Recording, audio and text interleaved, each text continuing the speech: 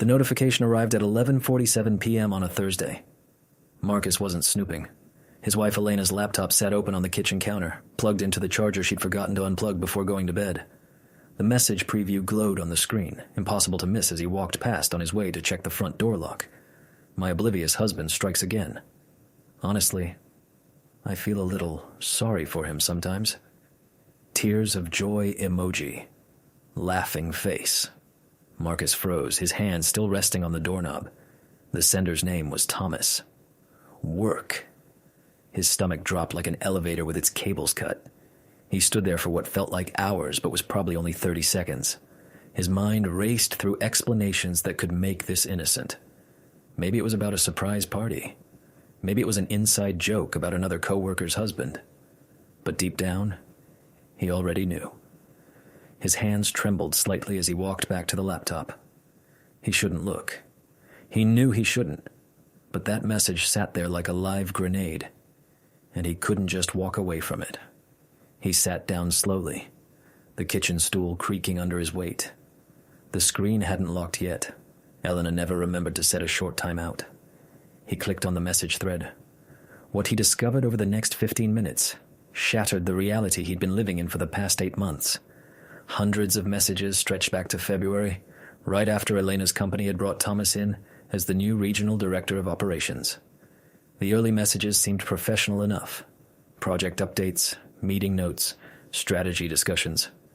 But somewhere around late March, the tone shifted. Missed you today? Too short.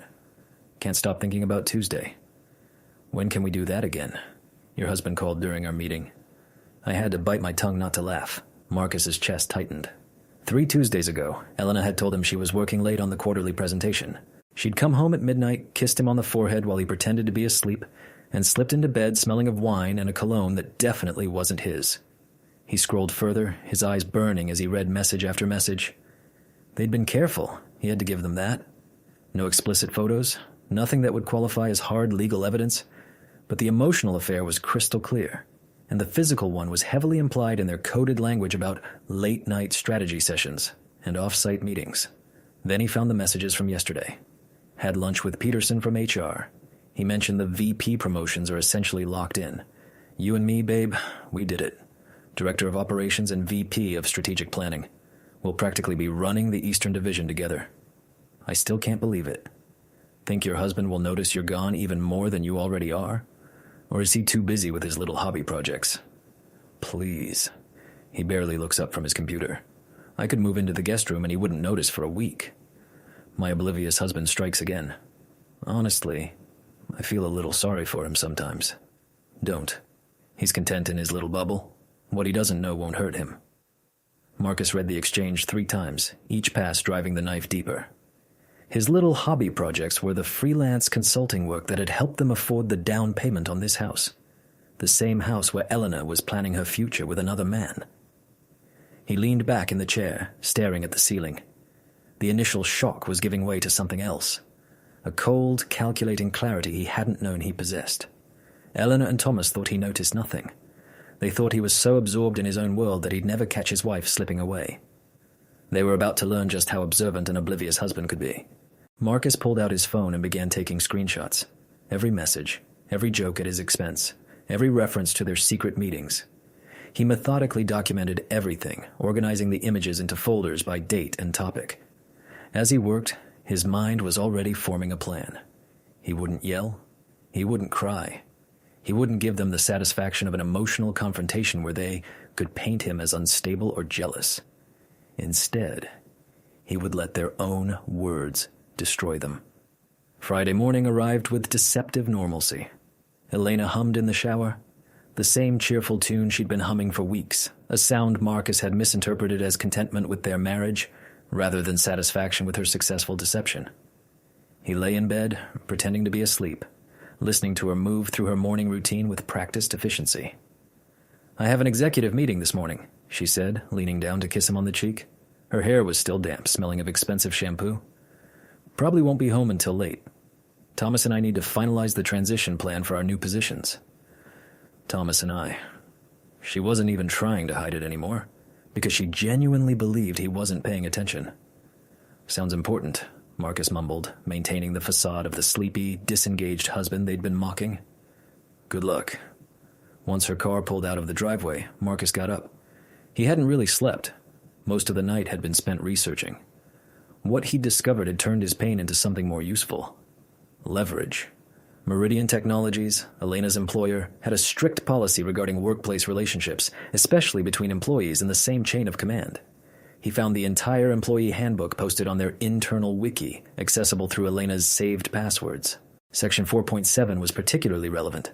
Romantic or sexual relationships between supervisors and subordinates, or between employees collaborating on strategic initiatives, must be disclosed to Human Resources immediately. Failure to disclose such relationships may result in disciplinary action, up to and including termination. Thomas, as Regional Director of Operations, was technically Elena's peer, but they both reported to the same VP. More importantly, they were collaborating on the Eastern Division restructuring, a strategic initiative if there ever was one. And they were both about to receive promotions that would place Thomas in indirect authority over Elena's budget and resources. They hadn't disclosed anything. In fact, they'd actively concealed it. Marcus spent the morning drafting his report.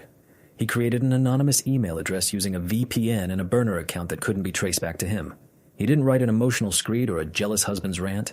Instead, he wrote a clinical, professional report that HR couldn't ignore.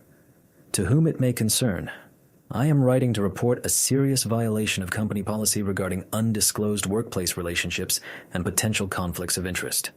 Elena Castellanos, Director of Strategic Planning, and Thomas Merrick, Regional Director of Operations, have been engaged in an undisclosed romantic and sexual relationship while collaborating on the Q3 and Q4 Eastern Division Restructuring Initiative.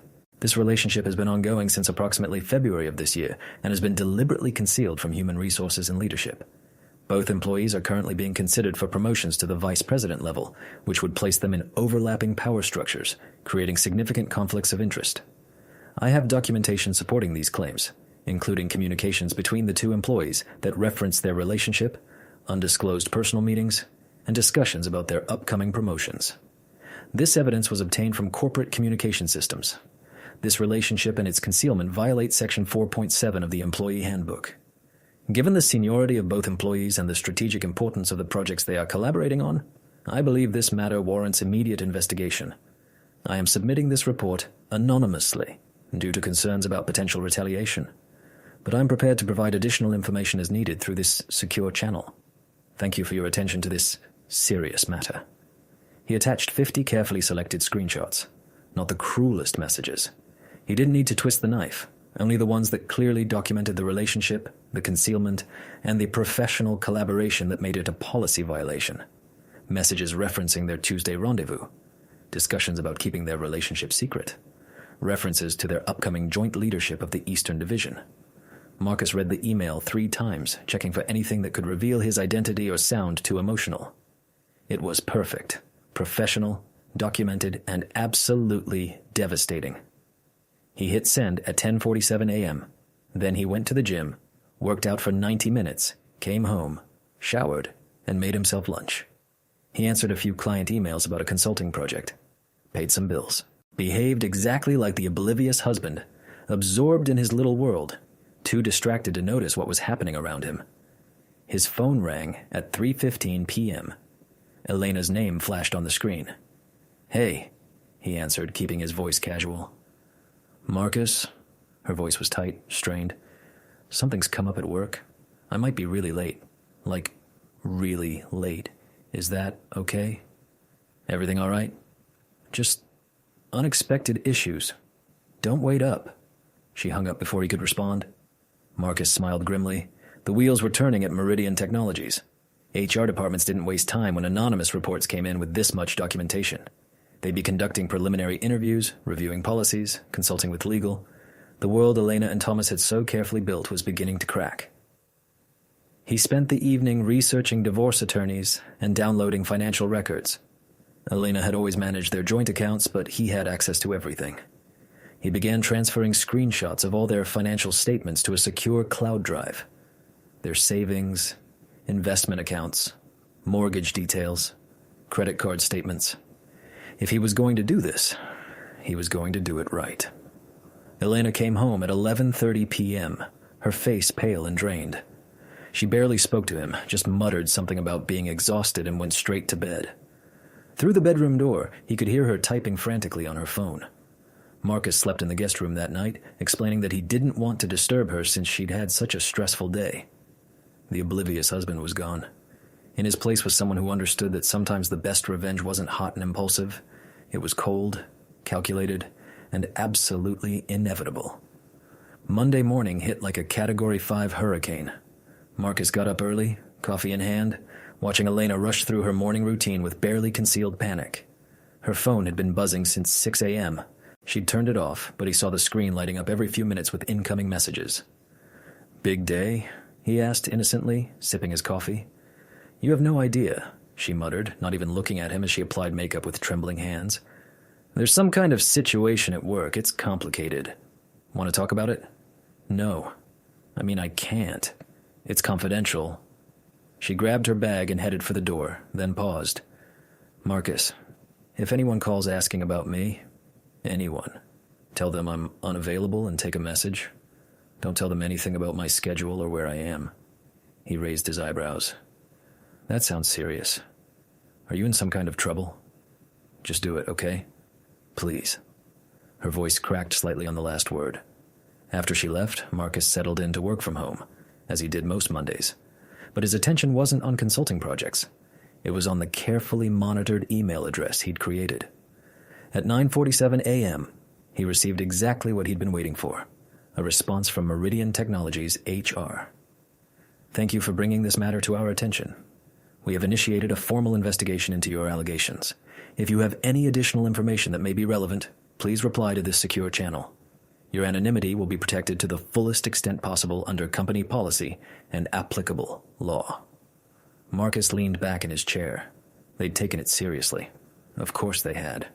He'd handed them a liability nightmare wrapped in a neat package, an undisclosed relationship between senior employees about to be promoted into overlapping power structures. It was every HR department's worst nightmare, especially in the current corporate climate where a single whistleblower lawsuit could cost millions. What Marcus had learned from his research was that companies like Meridian didn't mess around in situations like this. The investigation would be swift and thorough. They would conduct separate interviews with Elena and Thomas, check communication logs, talk to colleagues who might have noticed something. All of it would happen before the VP promotions were officially announced, because announcing a promotion and then rescinding it was a PR nightmare. His phone rang at 2:30 p.m. "Elena." "They're questioning us," she said without preamble, her voice barely above a whisper. "Someone reported us to HR. They have messages, Marcus. Screenshots of our conversations." "What conversations?" Marcus asked, proud of how confused he managed to sound. "With Thomas. Someone accessed our corporate communications and sent everything to HR. They know we've been working closely together, and someone is trying to frame it as something inappropriate." "Is it something inappropriate?" Silence on the other end. "It's complicated," she finally said. "We're friends. Close friends. And some of our messages might look bad out of context. But someone is trying to sabotage us right before our promotions. This could destroy everything we've worked for." "Who would do that?" he asked, proud of his naivety. "I don't know. But when I find out..." She let the threat hang. "Listen, I'll be in meetings all day. With HR, with legal, probably with my boss. It's a nightmare. I might need your help. What do you need? Just be supportive, okay? I might need you to be a character witness or something. Tell them we have a strong marriage, that I'm dependable, that kind of thing." Marcus almost laughed at the audacity. She wanted him to vouch for her reliability while she was being investigated for an affair. "Of course," he said. "Whatever you need." After she hung up, he sat for a long time, staring at the phone. The guilt that might have haunted another person in his position was notably absent. He had simply provided factual information to the relevant department. If Elena and Thomas's own words were devastating, that wasn't his fault. It was theirs. At 4:15 p.m., his burner email received another message, this time from a different address within the Meridian domain. The subject line read, "Additional questions. Confidential investigation. Thank you again for your report. As our investigation develops, we need clarification on several points. What is your relationship to the employees in question? How did you obtain access to their communications? Do you have knowledge of specific instances where their relationship influenced business decisions or created conflicts of interest? Are you aware of other employees with knowledge of this relationship? Your responses will help us determine the scope and severity of the policy violations. Please note that while we respect your anonymity, we may require additional information to take appropriate disciplinary action. Marcus considered his response carefully. He needed to give them enough to keep the investigation moving without revealing his identity. After an hour of drafting and editing, he sent his reply.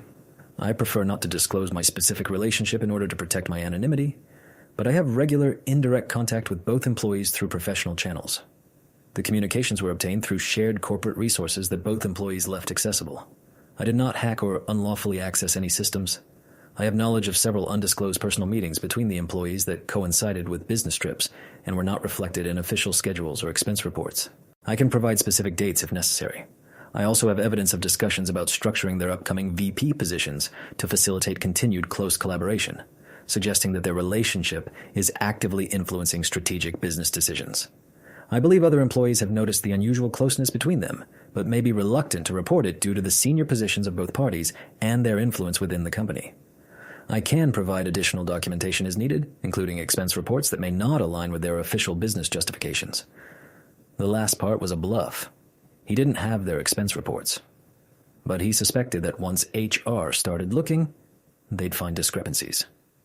People having affairs rarely remembered to keep their expense reports perfectly clean. He sent the email and went to make dinner. Elena texted saying she wouldn't be home until late. Still dealing with this mess? Order yourself something. Marcus made pasta, poured himself a glass of wine, and settled in to watch a movie. Somewhere across town, his wife and her lover were probably in separate conference rooms, methodically falling apart under their own words as HR investigators pressed them with questions. The oblivious husband had become invisible again, exactly as he'd planned. By Tuesday afternoon, the situation at Meridian Technologies had escalated from an internal investigation to a full-blown corporate crisis. Marcus knew this because Elena had come home Monday night looking like she'd aged 5 years in a single day. Tuesday morning she was getting calls from attorneys, both corporate and a personal lawyer she'd apparently retained. They're suspending us pending the outcome of the investigation, she told Marcus on Tuesday morning, her voice hollow. Both of us, Thomas and me. They're freezing our promotions and removing us from the Eastern Division project. Marcus, this is destroying my career. He looked up from his laptop, carefully arranging his features into puzzled concern. I don't understand. You said it was just messages that looked bad out of context? Why would they suspend you for that? Because whoever sent them to HR included more than just messages, she explained, pacing the kitchen like a caged animal. They have dates, times, expense reports. They're claiming Thomas and I falsified business justifications for personal trips. They're saying we've been violating conflict of interest policies and potentially committing expense fraud. Did you? She spun to face him. We may have blurred some lines, a few dinner meetings that ran long, maybe a couple of conferences where we extended our stay. But everyone does that. They're making it sound like we embezzled corporate funds when all we did was what every executive does.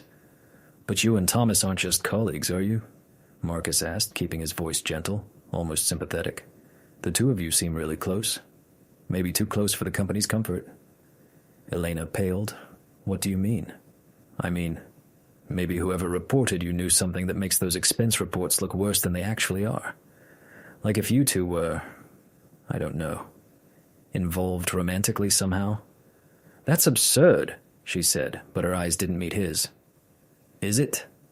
Marcus stood up, closing his laptop. Elena, I'm not an idiot. I've noticed you light up every time Thomas's name comes up. I've noticed the late nights, the nights you come home smelling like wine and cologne. I've seen you checking your phone constantly and hiding the screen when I walk by. Her face crumbled. Marcus, I can explain. I'm not interested in explanations, he said, his voice still calm, still controlled. I'm interested in making sure you understand exactly how this happened. He slid a folder across the table. That's the anonymous report I sent to Meridian's HR on Friday morning. Those are the screenshots I provided. That's the additional information I gave them when they asked for clarification. Elena stared at the documents, her face shifting from confusion to horror to rage. You destroyed my career. You reported us.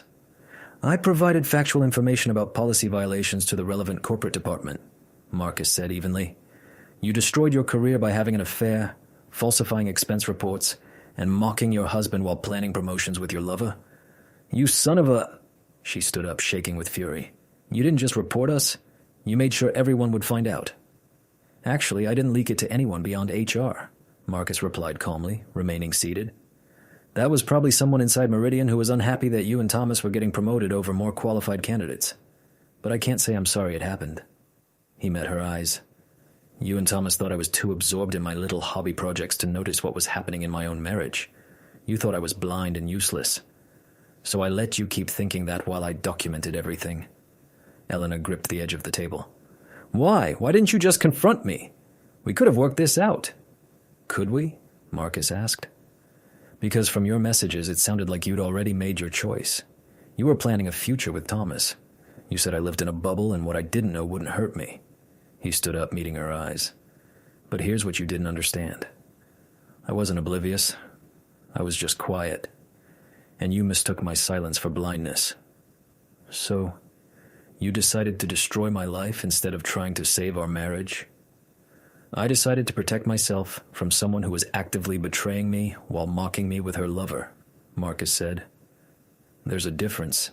He slid one final set of papers across the table. Those are divorce papers. I'm filing on grounds of adultery. Given your documented affair and the evidence I have, my attorney is confident we can reach a favorable settlement. Elena's hands trembled as she picked up the papers. You thought of everything, didn't you?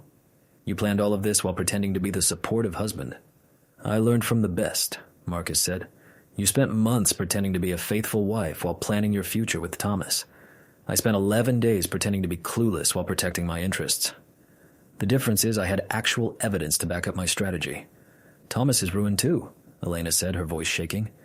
Do you know he lost everything? His job, his reputation. His fiancée left him when she found out. He's thinking about leaving town entirely because he can't face the judgment. And that's supposed to make me feel guilty? Marcus shook his head. You both made choices. You chose to have the affair. You chose to hide it from HR. You chose to falsify expense reports. You chose to mock me in your messages. Every consequence you're both facing right now is a result of decisions you made. Elena sank back into her chair, the divorce papers clutched in her hands. I never thought you had it in you. The cold calculation, the planning, the revenge.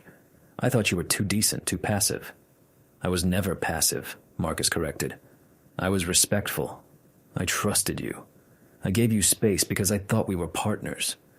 But you interpreted my trust as weakness and my respect as ignorance. That was your mistake, not mine. His phone buzzed, a text from his attorney confirming their 2 p.m. meeting. He'd be filing the divorce papers that afternoon, officially beginning the legal process. His attorney had already frozen their joint accounts, documented Elena's affair, and prepared a settlement proposal that heavily favored Marcus given the circumstances. You should probably call your attorney about those termination negotiations, Marcus said, gathering his folder. I'm leaving. I have meetings all day. I'll be staying at a hotel for a few weeks while we deal with housing arrangements. Where am I supposed to go? Elena asked, her voice small. That's not my problem anymore, he said. You're a resourceful person. I'm sure you'll figure it out. Maybe Thomas can help, though I doubt his fiancée would appreciate that. Marcus headed for the door, then paused. For what it's worth, I didn't enjoy this. I didn't want our marriage to end this way. But you forced my hand when you decided I was too clueless to notice or too weak to do anything about it. I'm sorry, she whispered, tears on her face. I'm sorry for all of it. The affair, the messages, underestimating you. I'm truly sorry. I believe you're sorry. Sorry that you got caught. Sorry that you lost your promotion. Sorry that your career is over, he said. But I don't think you're sorry for what you actually did. Only for the consequences. He opened the door, holding the signed divorce papers. My attorney will be in touch about the settlement. And Elena, next time you think someone is clueless, remember that sometimes the quietest person in the room is the one listening most carefully. As Marcus drove away from the house he'd shared with Elena for 6 years, he felt an unexpected sense of peace. The oblivious husband they'd mocked was gone, replaced by someone who understood that self-respect sometimes required difficult choices. Elena and Thomas had built their affair on a foundation of lies and contempt, and that foundation had collapsed under the weight of their own words. By the following Monday, the fallout was complete. Thomas had indeed left town, relocating across the country to escape the professional damage. Elena had accepted a severance agreement from Meridian that at least avoided the word terminated on her official record, though everyone in the industry knew what had actually happened. She'd moved in with her sister temporarily, unable to afford their house alone without her income. The divorce proceedings were moving forward with notably absent leverage on Elena's side given her documented affair. Marcus's attorney had negotiated a settlement that protected his assets and ensured he wouldn't be paying spousal support to someone who had destroyed their marriage. 3 weeks after that Thursday night of discovery, Marcus sat in his new apartment, smaller than the house, but entirely his own, and reflected on the journey. He wasn't proud of the destruction he'd caused, but he wasn't ashamed of it either. He had simply refused to be the punchline of someone else's joke. His phone buzzed with a message from a friend. "Hey man, heard about you and Elena. Sorry to hear it. If you need anything, let me know." Marcus smiled slightly and typed back, "Thanks. I'm actually okay." Better than okay, honestly. Sometimes the best thing that can happen is finding out who people really are. He hit send and set the phone down. Somewhere in the city, Elena and Thomas were dealing with the consequences of their choices: lost careers, damaged reputations, professional exile.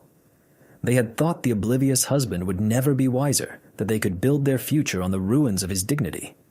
They had learned otherwise. And in the process of learning, they had discovered that sometimes the quietest revenge was simply allowing people to face the natural consequences of their own actions. Marcus hadn't destroyed them. They had destroyed themselves. He had merely ensured that the evidence was presented to the right people at the right time. The oblivious husband had turned out to be the most aware person in the entire situation. And by the time Elena and Thomas realized it, their lives had already fallen apart, all from their own doing, documented in their own words, dismantled by their own vanity. Justice, Marcus had learned, didn't always require dramatic confrontations or elaborate schemes. Sometimes it just required patience, documentation, and the willingness to let people destroy themselves through their own choices.